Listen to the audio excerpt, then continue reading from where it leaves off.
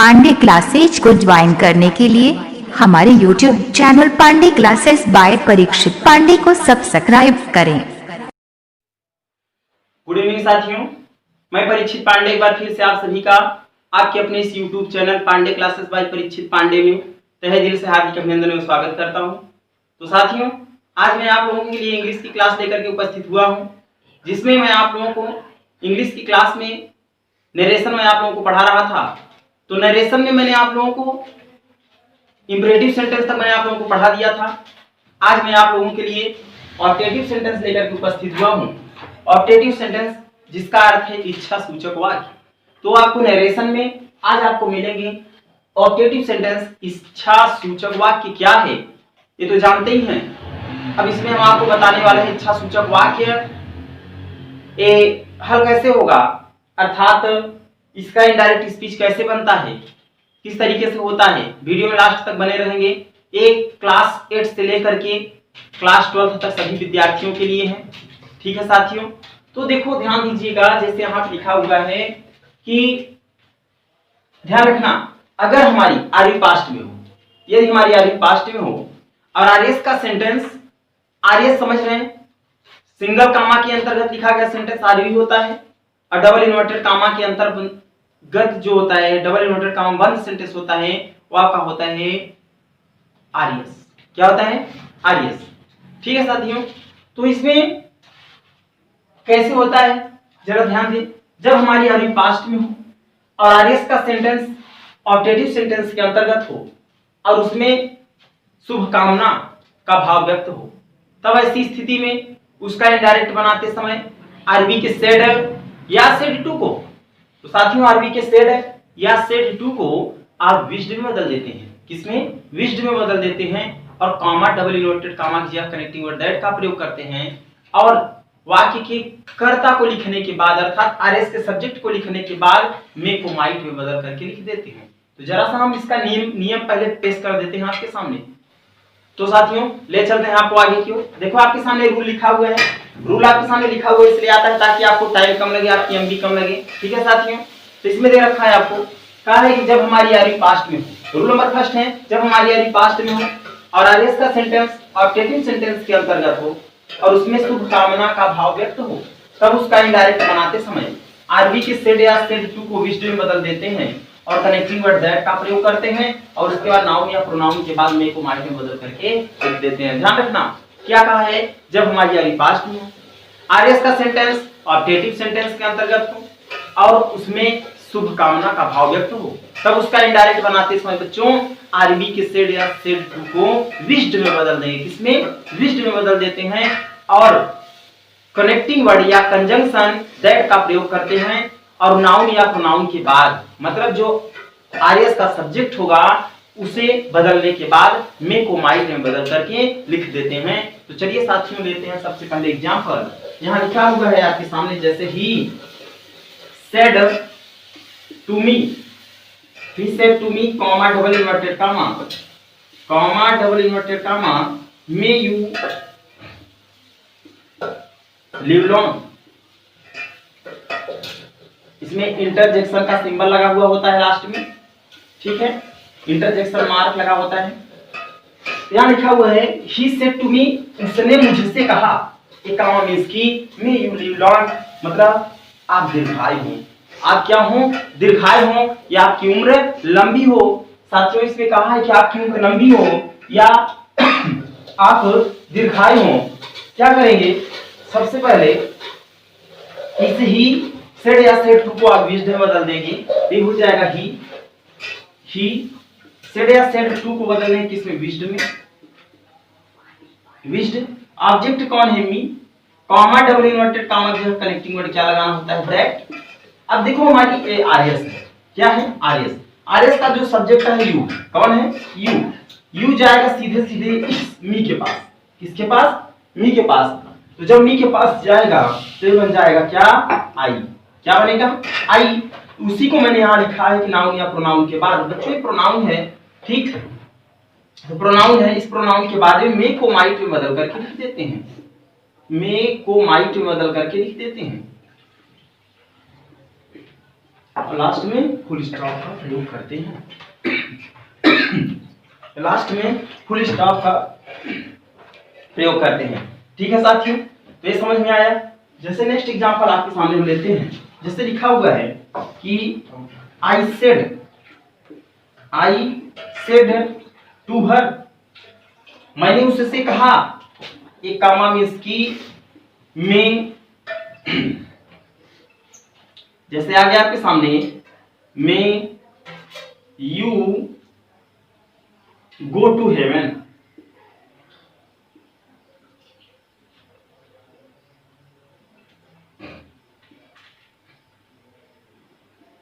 तो यहां पे लिखा हुआ है आई सेड टू हर, मैंने उससे कहा, ए काम इसकी, may you go to heaven, तुम स्वर्ग में जाओ, या भगवान करें तुम स्वर्ग में जाओ। कहां जाओ? स्वर्ग में जाओ। तो यहाँ पे ध्यान रखें, आपके लिए शुभकामना दिया जा रहा है कि आप मरने के बाद सीधे स्वर्ग में जाओ, है ना साथियों? तो मरने के बाद स्वर्ग में जाओ, आपको शुभकामना दिया जा रहा है। इसमें क्या हो जाएगा? आई सेड टू को आप बदल देंगे किसमें? विश्ड में। इच्छा का भाव व्यक्त है ना, आपको विश्ड हर है। कॉमा डबल इन्वर्टेड कॉमा जो कनेक्टिंग वर्ड किसका प्रयोग करते हैं? दैट का प्रयोग करते हैं। यू जाएगा किसके पास? यू जाएगा हर के पास, क्या बनेगा? सी। क्या बनेगा? सी। मे को किस में बदल देते हैं? माइट में। मे को माइट में बदल करके लिख देते हैं, माइट गो टू हेवन। ठीक है साथियों, इस तरीके से ये आपका बन गया। ये देखो क्या मैंने बताया, जब हमारी अभी पास्ट में हो, आरएस का सेंटेंस ऑप्टेटिव सेंटेंस के अंतर्गत हो, और इसमें इच्छा का भाव व्यक्त हो। किसका? इच्छा का भाव व्यक्त हो। ठीक है, इच्छा का भाव व्यक्त हो या शुभकामना का भाव व्यक्त हो, तब ऐसी स्थिति में आरवी के सेड या सेड टू को विश्ड में बदल देते हैं और कनेक्टिंग वर्ड दैट का प्रयोग करके। बच्चों एक चीज ध्यान रखना है, यहाँ लिखा हुआ है कि शुभकामना का भाव व्यक्त हो, तो हमें कहना चाहिए इच्छा का। ध्यान रखिए, इच्छा। ठीक है, इच्छा का भाव व्यक्त हो, अर्थात विश्ड किया जा रहा हो आपको। जब शुभकामना का भाव व्यक्त होता है, जैसे भगवान से प्रार्थना आपके लिए किया जाए, यह शुभकामना भी होता है और इच्छा भी होता है। ठीक है, तो ऐसी स्थिति में यहाँ पर किसका प्रयोग होगा? विश्ड का प्रयोग होता है। तो साथियों हम आशा करते हैं कि रूल नंबर फर्स्ट आपको समझ में आया होगा। ले चलते हैं आपको रूल नंबर सेकंड की तरफ। ठीक है, अगर आपको कोई प्रॉब्लम हो कमेंट के माध्यम से जरूर बताएंगे कि क्या आप लोगों को ये बात समझ में आई या नहीं। हाई स्कूल के स्टूडेंट्स और 12th के स्टूडेंट्स खास तौर से इसे देखेंगे, क्योंकि आप लोगों का बोर्ड का एग्जाम है और उसमें आप लोगों का भी कुछ मतलब एक कंडीशन है कि कुछ वार्तालाप चल रहा है कि शायद 20% कोर्सेस आपके और ऑफ हो जाएंगे, तो बहुत जल्द ही आपके 50% कोर्स बचेंगे। तो आप लोग कंटिन्यू मेहनत करो ताकि अच्छे मार्क्स आपके आ सकें। रूल नंबर ले चलते हैं हम सेकंड की तरफ। तो साथियों ये रहा आपका rule number second. Rule number second क्या रखा है? जब हमारी अरबी पास्ट में हो, जब हमारी अरबी पास्ट में हो और आरएस का सेंटेंस ऑप्टेटिव सेंटेंस के अंतर्गत हो, तब और उसमें प्रार्थना का भाव व्यक्त हो। अभी तक किसका था? शुभकामना का भाव था। अब अगर आ जाए प्रार्थना का भाव व्यक्त हो, तब ऐसी स्थिति में इसका इनडायरेक्ट बनाते समय आरबी के सेड या सेड टू को प्रेड में बदल देते हैं और कनेक्टिंग वर्ड दैट का प्रयोग करते हैं। उसके बाद नाउन या प्रोनाउन के बाद मे को माइट में बदल करके लिख लेते हैं। जैसा आपका रूल नंबर फर्स्ट था, वैसे ही आपका रूल नंबर कौन सा है बच्चा? रूल नंबर आपका सेकंड है। सेम उसी कंडीशन में है, तो ध्यान रखिएगा, जब हमारी अरबी पास्ट में हो, आरएस का सेंटेंस ऑप्टेटिव सेंटेंस के अंतर्गत हो और उसमें आपका किसका? प्रार्थना का भाव व्यक्त हो, प्रार्थना प्रे किया जा रहा हो, प्रार्थना गॉड से प्रार्थना किया जा रहा हो, तब ऐसी स्थिति में उसका इनडायरेक्ट बनाते समय आरबी की सेड या सेड टू को किसमें बदल देंगे? आरबी की सेड या सेड टू को प्रेड में बदल देंगे और कनेक्टिंग वर्ड दैट का प्रयोग करके उसका नाउन या प्रोनाउन के बाद मे को माइट में बदल करके लिख देते हैं। ठीक है साथियों, चलते हैं एग्जांपल्स की तरफ। ध्यान दीजिएगा, यदि अगर आपको समझ में ना आए तो कमेंट जरूर करिएगा। हम रूल लिख करके इसलिए आते हैं ताकि आप लोगों को आपकी एमबी कम खर्च हो, आपको ये बातें समझ में आए, मतलब लिखने में टाइम जो जाएगा आपको ज्यादा वेस्ट होगा, तो इसलिए इसका स्क्रीनशॉट ले लिया करें। मैं बगल हो जाता हूँ। ठीक है, यहाँ लिखा हुआ है, जैसे लिखा है आई said comma double inverted comma लिखा है God bless you, God bless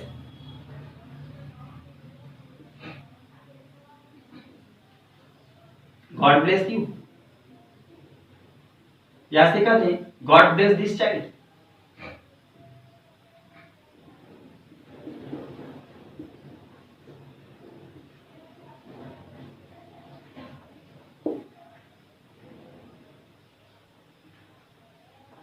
ठीक है साथियों, लास्ट में एक्सक्लेमेशन का सिंबल इसमें दिया होता है, लिखा है आई सेड, मैंने कहा, गॉड ब्लेस दिस चाइल्ड, भगवान इस बच्चे को आशीर्वाद दें। तो मैं भगवान से क्या कर रहा हूँ, प्रार्थना कर रहा हूँ, प्रेड कर रहा हूँ। तो ऐसी स्थिति में आर सेड या सेड टू को किसमें बदल देंगे, प्रेड में बदल देंगे। और वाक्य को किससे, ध्यान रखिए, प्रेड में बदल देंगे। और इसमें कनेक्टिंग वर्ड किसका प्रयोग, दैट का प्रयोग करेंगे। यदि में अगर आया है तो ठीक है, नहीं आया है तो कोई बात नहीं, सेंटेंस को दैट से जोड़ देंगे। ये हो जाएगा बच्चों, आई सेड बदल जाएगा किसमें, प्रेड में। प्रेड, कनेक्टिंग वर्ड किसका प्रयोग करेंगे, दैट का प्रयोग करेंगे। वाक्य का कर्ता कौन है, गॉड है, भगवान है, ये कैपिटल लेटर रहेंगे। God bless this child, God bless this यहां बदल जाएगा दैट में, दैट चाइल्ड। ठीक है, गॉड ब्लेस दैट चाइल्ड, भगवान इस बच्चे को क्या दें, आशीर्वाद दें। तो आशा करते हैं कि बात आपको समझ में आई होगी। जैसे कि मान लीजिए अगर यहीं पर आपको दिया होता, जैसे ही अगर इसी सेंटेंस के पहले अगर आपका लग जाता में, क्या लग जाता, में लग जाता, ठीक, लिखा होता आई सेड, तो क्या बनाते इसका, जैसे I said comma double inverted comma कि may God bless this child, भगवान इस बच्चे को आशीर्वाद दें। तो क्या बनाएंगे बच्चों, सबसे पहले हो जाएगा आपका आई सेड को बदल जाएगा आपका किसमें, प्रेड में, क्योंकि अगर उधर भगवान दिखे है ना, तुरंत इधर प्रेड हो जाएगा। कॉमा डबल इन्वर्टेड कॉमा जो कनेक्टिंग वर्ड दैट का प्रयोग करते हैं। वाक्य का जो सब्जेक्ट है गॉड है, इसी को लिख लेंगे सबसे पहले गॉड को। अब मे को माइट में बदल करके लिख देते हैं, मे को किसमें, माइट में, मे को माइट में बदल करके लिख देते हैं। और आगे का सेंटेंस जो आपका दिख रहा है, तो God might bless this child, bless this child.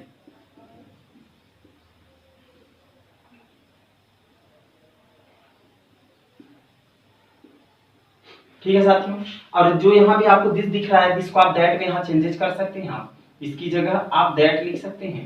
ठीक है ना, तो इस तरीके से आपका चेंजेस हो जाएगा।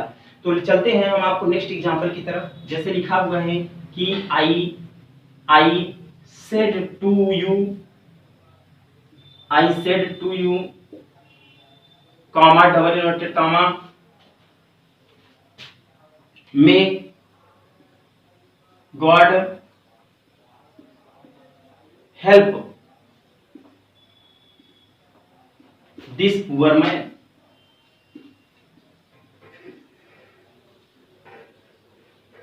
This poor man. यहाँ क्या लिखा हुआ है, लिखा हुआ है कि आई सेड टू यू, मैंने तुमसे कहा। एक कामा मीन्स की मे God bless this child, sorry may God bless this poor man, भगवान है इस गरीब आदमी को मदद करें, भगवान इस गरीब आदमी की क्या करें, मदद करें। तो बच्चों इसमें भगवान से गुहार लगाई जा रही है, प्रार्थना किया जा रहा है। तो ऐसी स्थिति में आई बी के सेड या सेड टू को आप बदल देंगे प्रेड में, ये हो जाएगा आई सेड टू बदल जाएगा किसमें, प्रेड, प्रेड। इसके बाद है आपका यू है, कॉमा डबल इन्वर्टेड कॉमा जो कनेक्टिंग वर्ड किसका प्रयोग करते हैं, दैट का प्रयोग करते हैं। उसके बाद वाक्य का कर्ता कौन है, गॉड। ठीक है, गॉड। तो अभी आपने लिखा है नाउन या प्रोनाउन के बाद, तो ये आपका नाउन है, उसके बाद मे को माइट में बदल करके लिख देते हैं, ये हो जाएगा माइट, माइट। उसके बाद help, help that poor man. ठीक है साथियों, तो आशा करते हैं बात आपको समझ में आई होगी।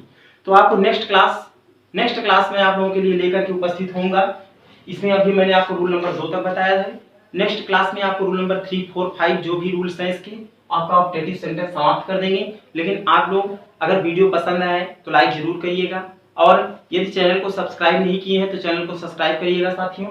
और क्लास जैसे मैथ की नहीं चल रही है, तो मैथ में भी अगर कोई प्रॉब्लम्स आप लोगों को हो तो आप लोग बताएं, उसी पर आप लोगों को वीडियो सेंड किए जाएंगे। तो आज की क्लास में बस इतना ही, धन्यवाद।